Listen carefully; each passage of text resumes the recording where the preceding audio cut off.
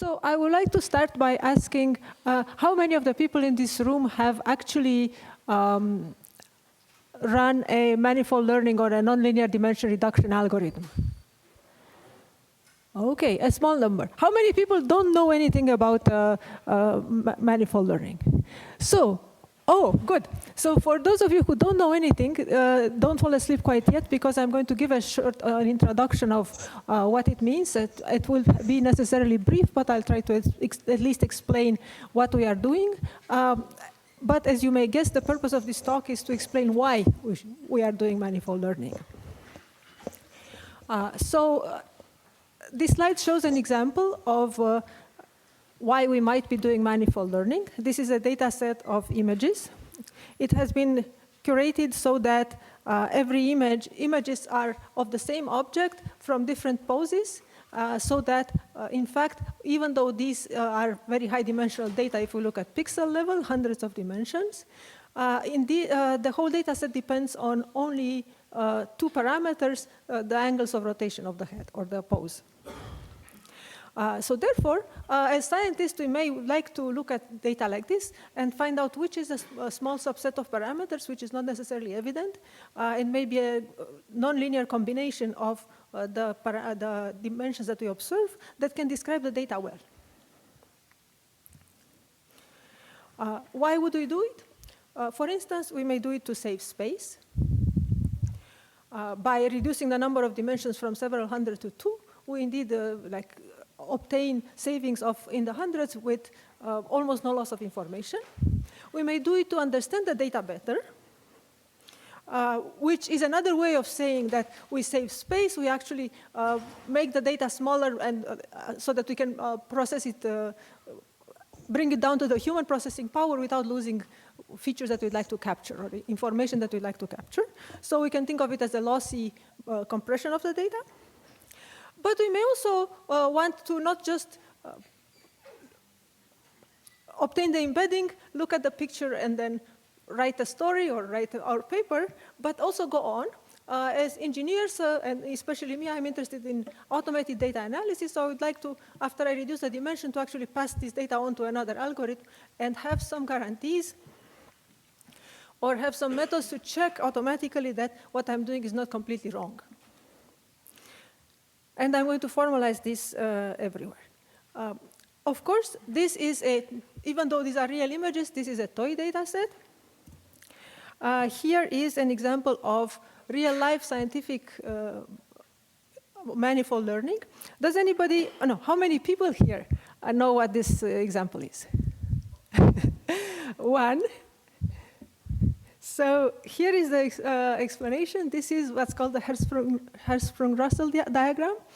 It basically demonstrates a plot of the stars in our galaxy, which demonstrates that even though which summarize all the information or a lot of the information in the spectra of the stars in basically one coordinate. Now, how is manifold learning done? And when I'm going to say manifold learning, this is a shorter name for nonlinear dimension reduction. What we get is, of course, a set of points sampled IID from something that we believe it might be a manifold. And these data are in high dimensions. From this data, we construct what is called a neighborhood graph, which is just a graph that puts an edge between two nodes that are within a certain distance, and that is the neighborhood radius, and that's actually an important parameter which tells us what is the scale at which we are looking for features. Then we represent this graph as a matrix, and this is a procedure that's done for all the manifold learning algorithms that I know.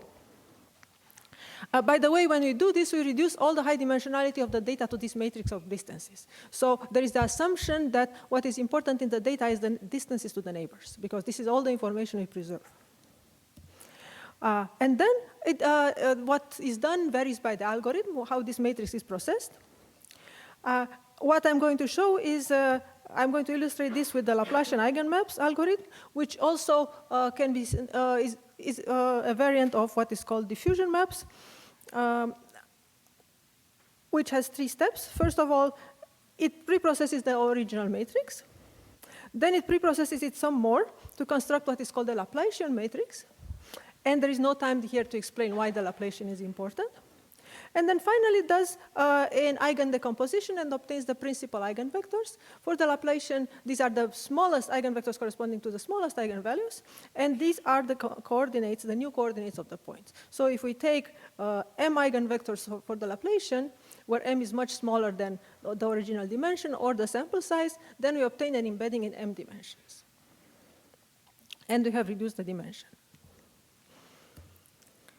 Here is an example of how to illustrate what we might want to do. Assume that these points which are in 2 dimensions, samples from a non-uniform density, as you can see, are rolled up in 3 or more dimensions. This is the data that we get. We'd like our algorithm to basically unroll it and bring it back to this representation, which is the representation in intrinsic coordinates. So we do it, and there are many algorithms around, so we obtain a lot of representations. That's great, right? We have lots of choices. Yes, but as you can see, there are actually too many choices. We'd like to know what is the difference between these algorithms, which one is better, since we can't do all of them, and if they are equal, then how can we bring them on the same scale?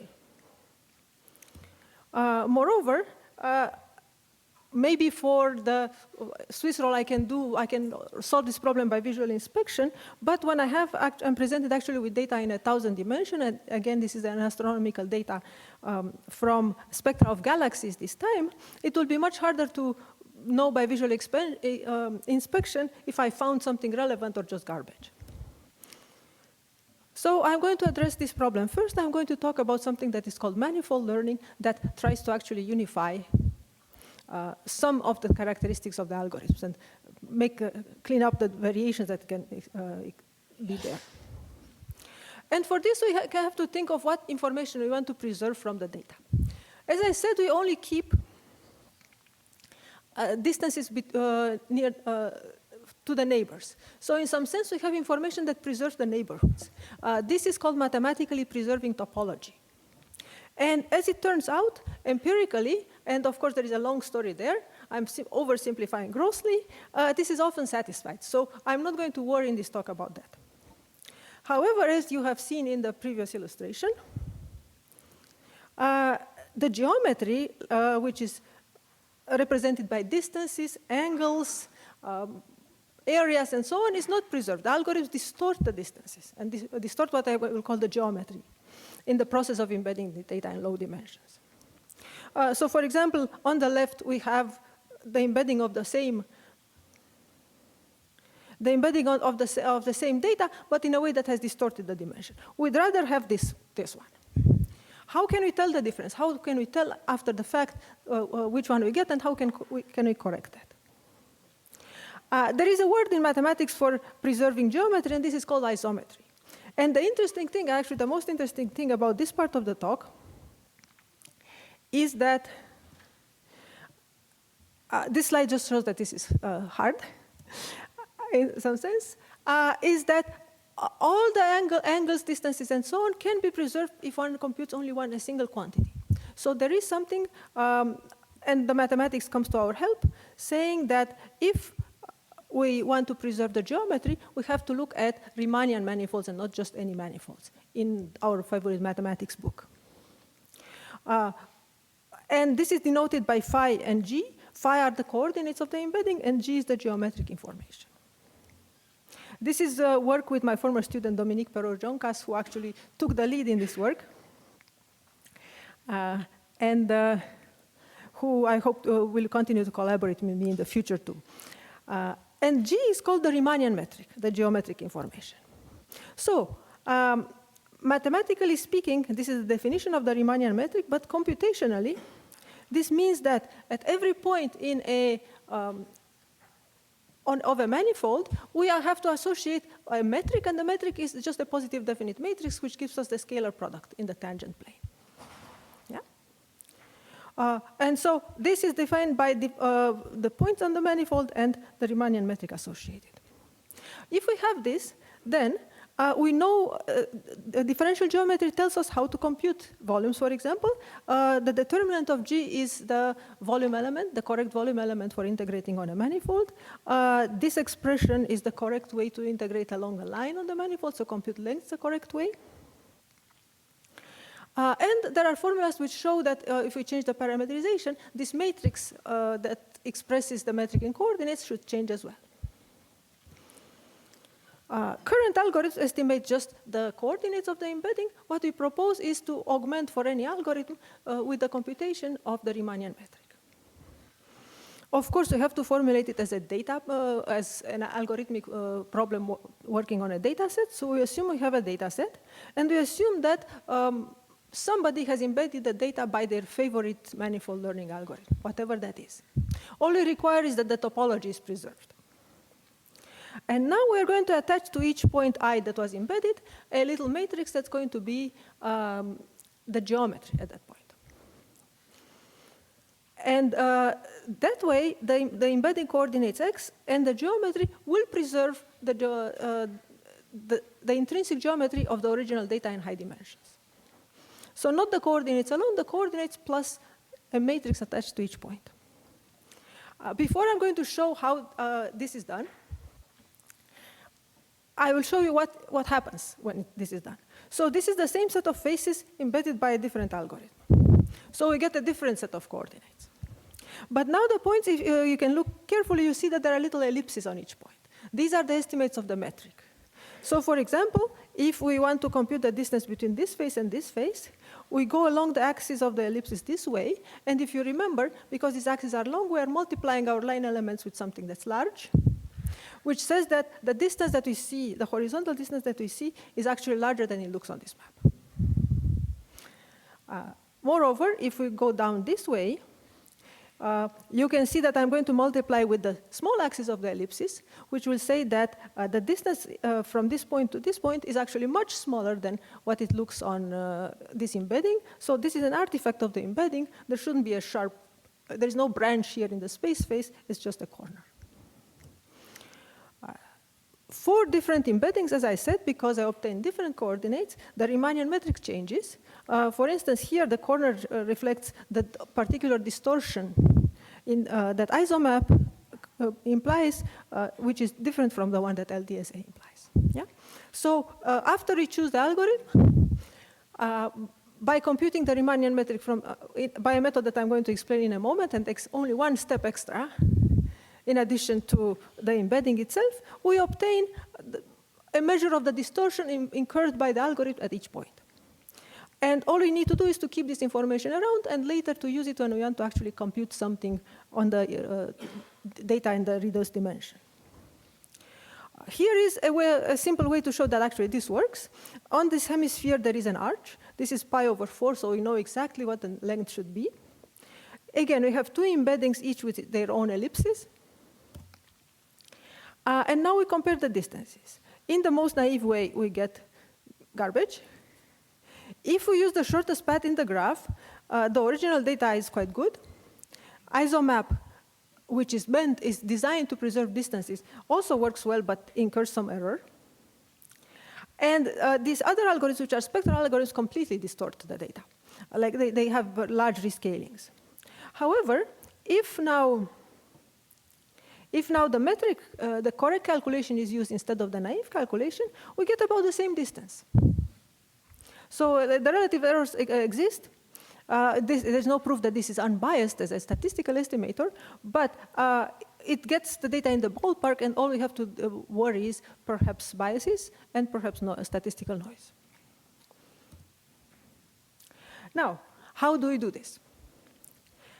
Again, we use a very simple differential geometric fact that if we want to compute the Laplacian of a apply the Laplace-Beltrami operator of a function, which is the Laplacian, on a manifold, this is the formula that is the correct way to use it, and this involves the Romanian metric by its inverse matrix.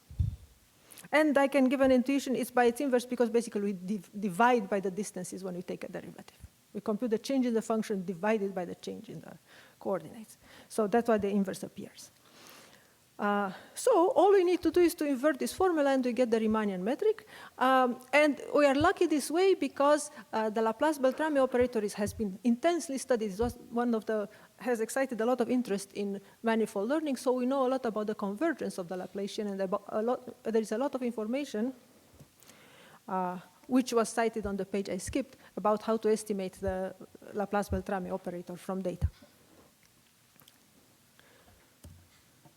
So this is the formula that inverts the previous expression. It just says that to compute the inverse, you have to apply the Laplace-Beltrami operator to something that is a scalar product of the coordinates centered at a point. Yeah? These coordinates would be what the embedding algorithm gives us. The delta is what we are going to estimate separately, and this is the only extra burden that we need to as computation that we need to have to obtain the Riemannian metric as an estimate. So the algorithm has 4 steps. First, we construct the neighborhood graph. We would have to do it anyway for any manifold. Second, we obtain the embedding. Again, we have to do that anyway. Third, we estimate the Laplace-Beltrami operator. And fourth, we apply it to the coordinates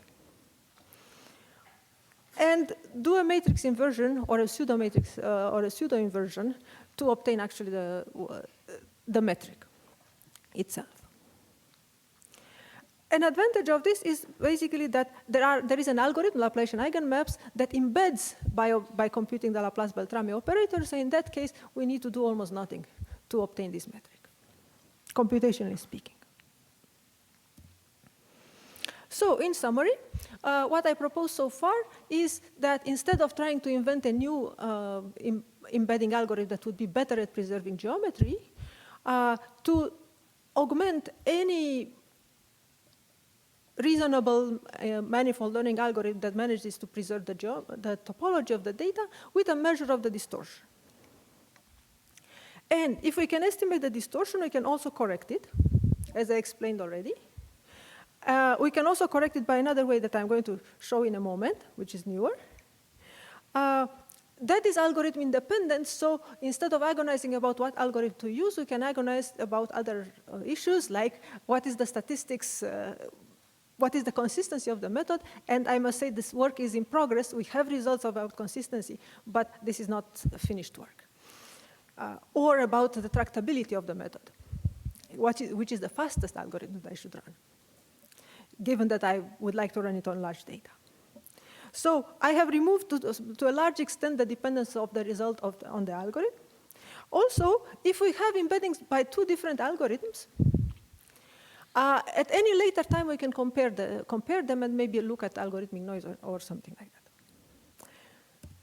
that. Second, I want to show a little piece of recent research where we can actually dispense with estimating the Riemannian metric.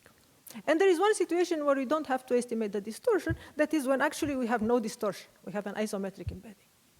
This is theoretically possible, but it's not guaranteed by any existing algorithm. So we propose the following. We start by any embedding algorithm that will probably induce some distortion, and then we measure the distortion and try to minimize it by iteratively changing the embedding. So we do essentially a gradient descent on the distortion measured in a norm that is the correct norm for the problem, which is the operator norm of the Laplacian metric seen, of the Riemannian metric seen as a differential form of the manifold. And I haven't given the formula here. I've given something that's only a rough approximation of what the correct formula is, but we have worked out the details. We have also implemented the algorithm, and it is a gradient descent algorithm. We have no guarantees of convergence except the guarantees of gradient descent itself, because this is actually a non-convex problem. But let me show you a demonstration of what we aim to do.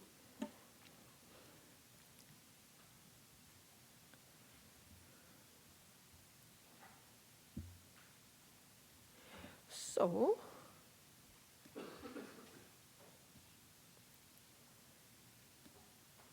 And in the case you are not sure what the Riemannian metric is, you can see it once again. So these are points sampled from a sphere.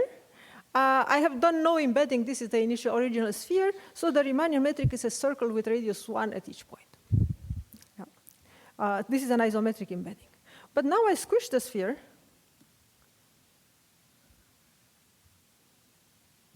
And now you see that the Riemannian metric is not the same.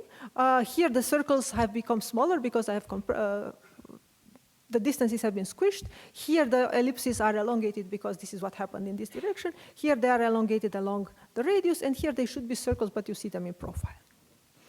Okay.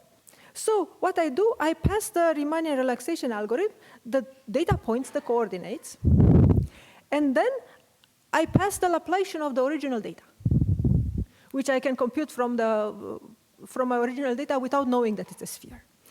And given the Laplacian and the coordinates, I can compute these ellipses. Now my algorithm is going to be, actually this algorithm is joined with James McQueen, and I should say our or his algorithm. Now the algorithm tries to make the ellipses back into circles of radius 1. And it works just like a gradient descent. It goes to a local optimum that happens to be the really good local optimum. And actually, this has worked on many other experiments just as well. Again, we can do this if we are lucky, but this is just something to try. It, in experiments, is not so much slower than other more classical one-shot embedding algorithms.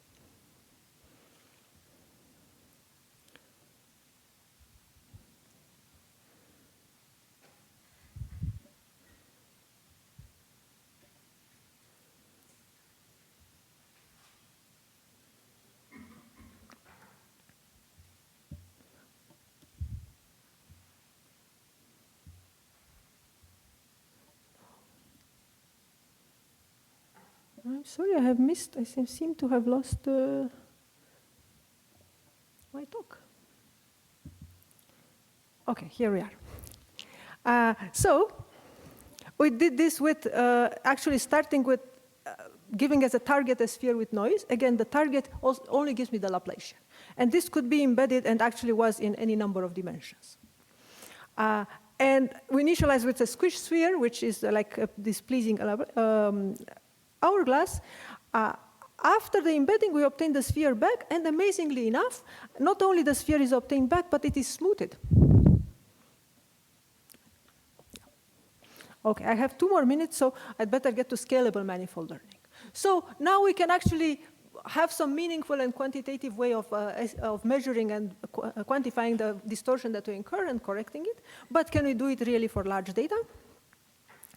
And if you look at the statistics of rates of convergence for what things that we estimate on a manifold, we can see that this, we actually have to have large data. It's not just that the data is large, we better have large data because otherwise we are not going to get meaningful information.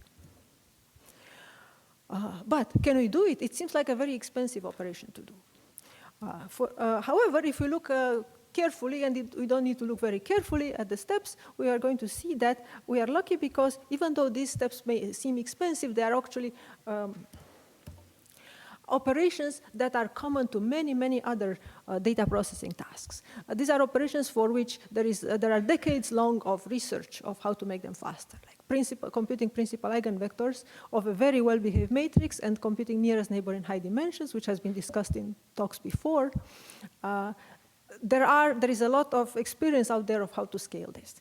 And what we did, me and my collaborators have actually basically